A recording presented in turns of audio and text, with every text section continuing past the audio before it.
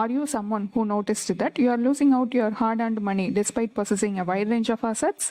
Don't worry, you are in the top 5% of people who are proactive about their financial wealth. It is crucial to understand that the impact of depreciating asset is a gigantic hurdle in your financial journey.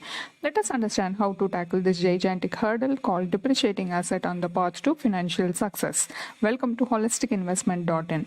Before going further, let's be clear about what are appreciating and depreciating assets. Assets that increase our net worth day by day are appreciating assets. Assets that reduce our net worth due to depreciation are called depreciating assets. Examples of growing assets include stock investments, mutual funds, real estate investments.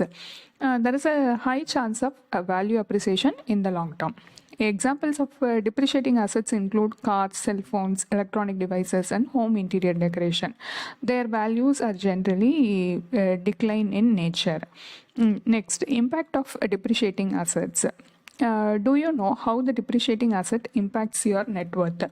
Let's say you are buying a new car on loan. The on-road price is rupees 15 lakhs. You make a down payment of rupees 5 lakhs and arrange a loan for the balance 10 lakhs. Let us assume an interest rate of 8% per annum for the loan. The loan tenure is 5 years. The calculation results in an EMI of rupees 20,276. Most people decide to buy a car based on this calculation alone. Are these calculations enough to make a decision? Is this a right strategy to arrive at a decision? Now let us look at the other side of the coin. The average lifespan of a car is 10 to 12 years or 2.5 lakh to 3 lakh kilometer. Let us calculate the total expenditure in the first 5 years, that is while you are serving the car loan. And also let us estimate the value of asset at the end of 5 years. First, total expenditure.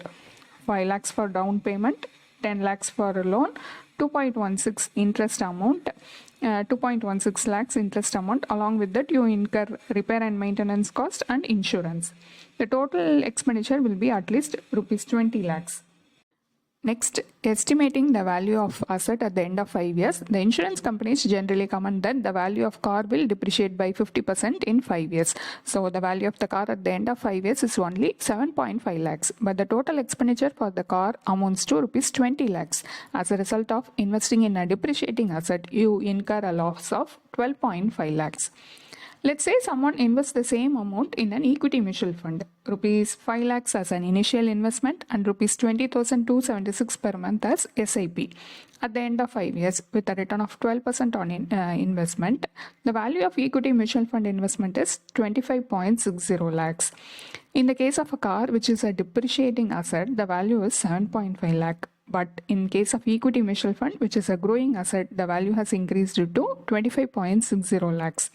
The above calculation is to make you aware of the impact of depreciating asset and the value of appreciating asset in your investment journey. At the end of the day, the decision is yours.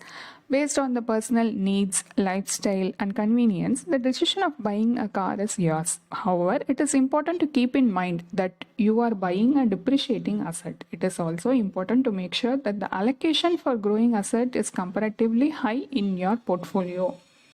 Next, interior decoration. The cost of interior decoration for a house is often included in the cost of buying the house, and it is also considered as an asset in the minds of many people.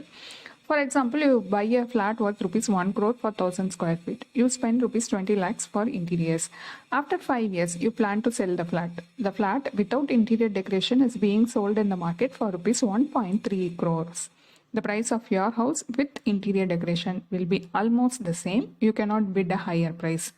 The buyer may not like the existing interior decoration and he may want to change it. Therefore, it is necessary to have a clear perspective that house is a growing asset and interior decoration is not an appreciating asset. Next, electronic gadgets. Many of us upgrade our phones and laptop often.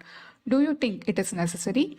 Even though we are aware that electronic devices lose its value quickly, a social driving force makes us to do this. An illusion has been created that you will get social recognition only if you constantly upgrade your gadgets.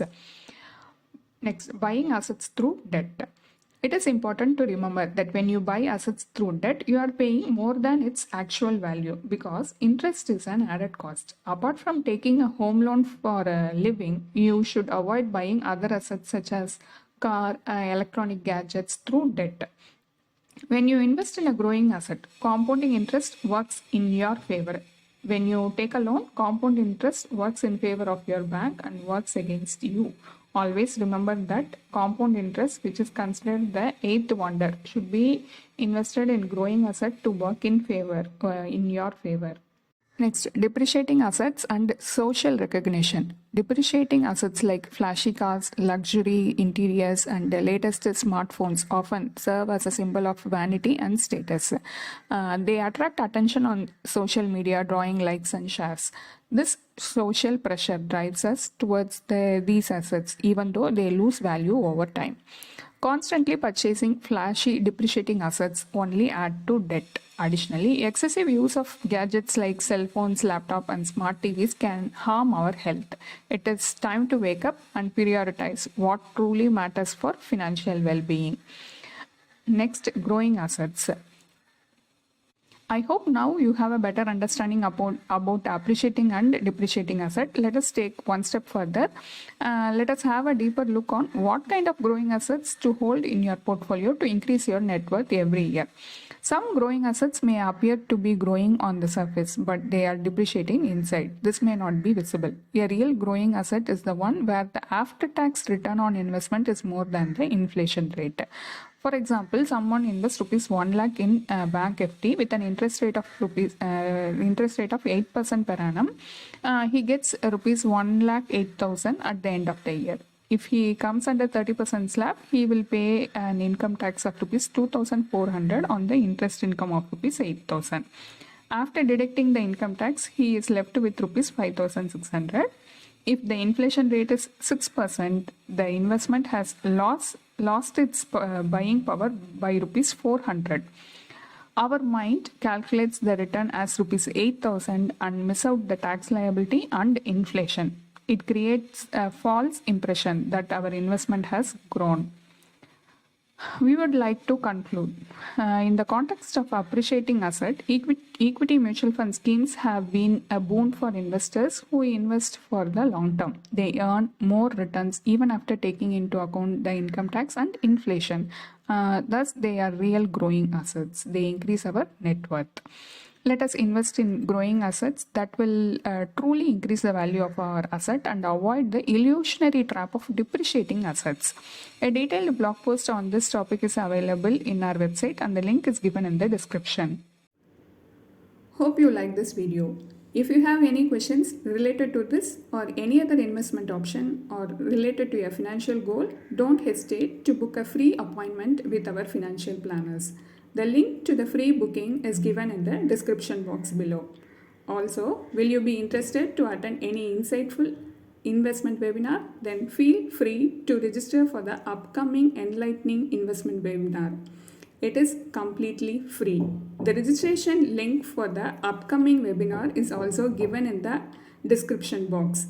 If you like this video, please give us thumbs up. Also, share it with your social circle. If you haven't subscribed our YouTube channel so far, please subscribe now.